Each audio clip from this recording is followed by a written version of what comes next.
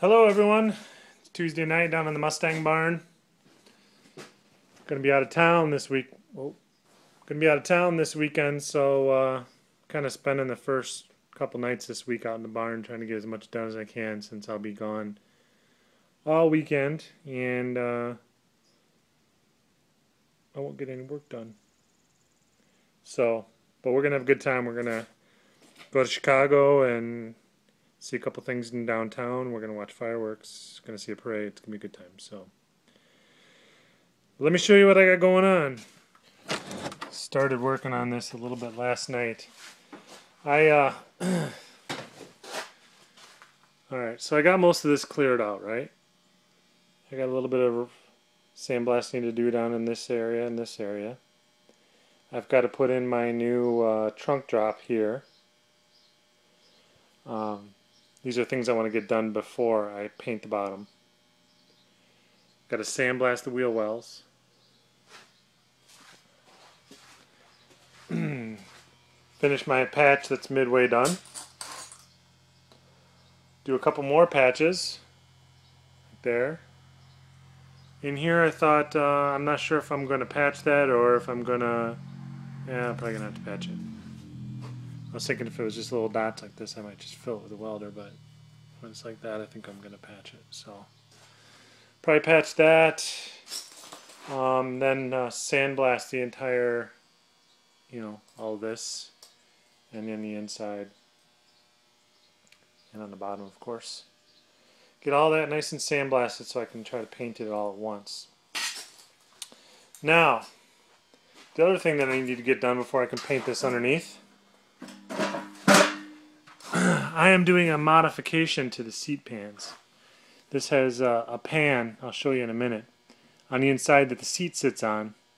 It's a structural piece, so it's not a good idea to just get rid of it so that the seats sit lower. The whole purpose here is to make the seats sit lower because I'm a tall dude and I'd like a little extra headroom, and also because the steering wheel on these are quite big, so I want to provide a little more leg room underneath the steering wheel.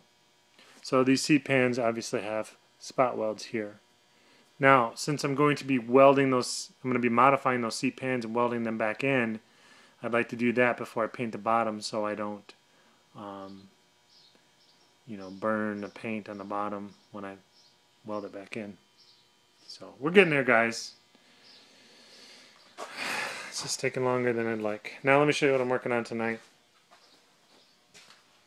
I don't think I've taken you guys back here yet. So this is the back window of the car. This is how I get in.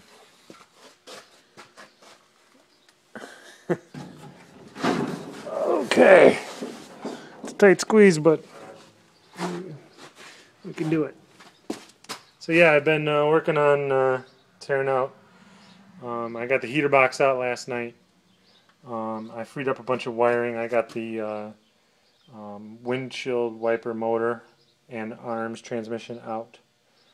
So really all that's left is some bracing, the pedal assembly, the parking brake assembly, and wiring, and then the insulation on the dash. So hopefully I'm going to have that all cleared out tonight.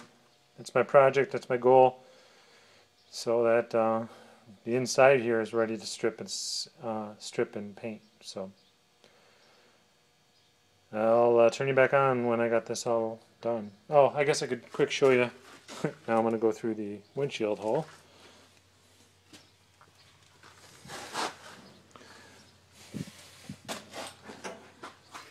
This is the wiper motor, which is in good shape and will be reused. So there's that. And then here's the heater box. My motor stopped working, and I don't know if it was the motor or if it was the switch, but I have an extra motor for my parts car if it comes to that, so I'm not too worried about it. There is this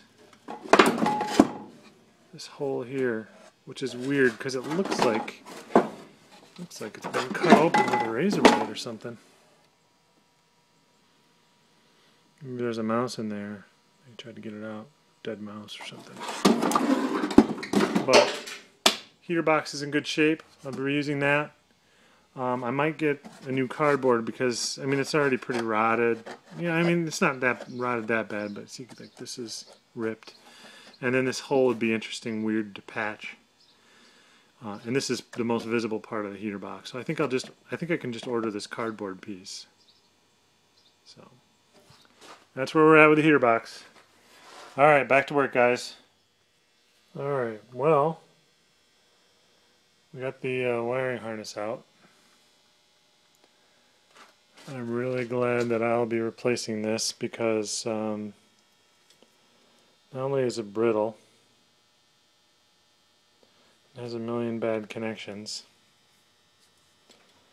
But something I never told you guys is I did have a small fire in this in high school. It wasn't bad, it was just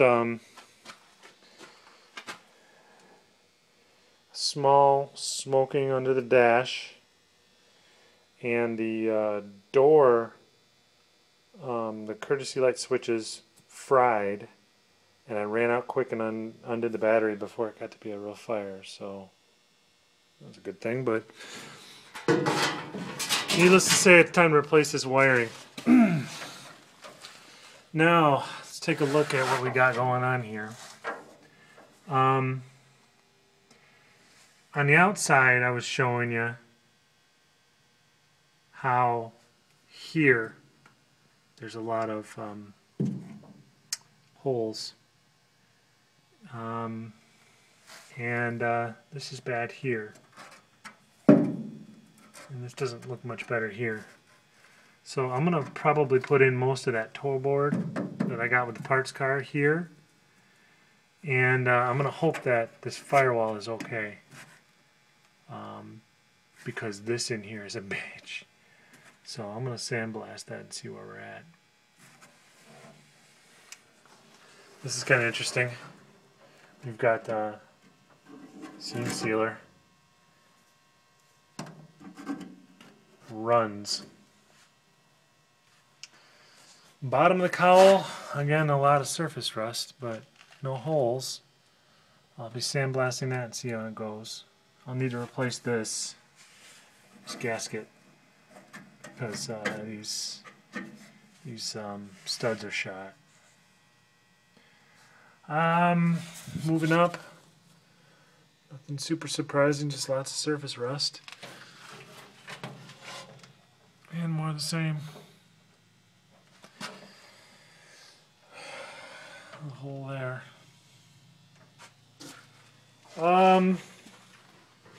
Yeah, guys, one step closer.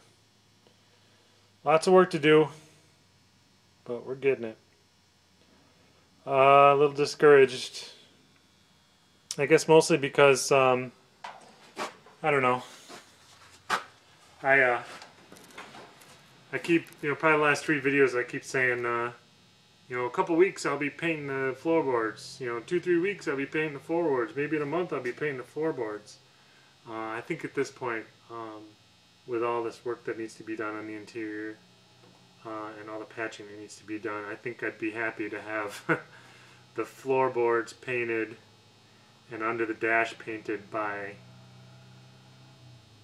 end of summer, fall, when it cools down a little bit and I can and the temperature will be a little more comfortable and the humidity will be a little more comfortable for painting. So, not what I wanted to hear from myself, but it is what it is, guys. I only got so much time to work on this thing, and I'm a little slow. I'm a heavy guy, so it's all the stuff where it's a lot of bending. It really hurts my knees, and I kind of run out of steam pretty quick, but it is what it is.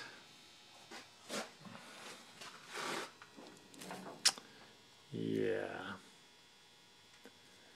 That's a bad sign. That's probably where I had my little fire. I just, not only, it's all like melted.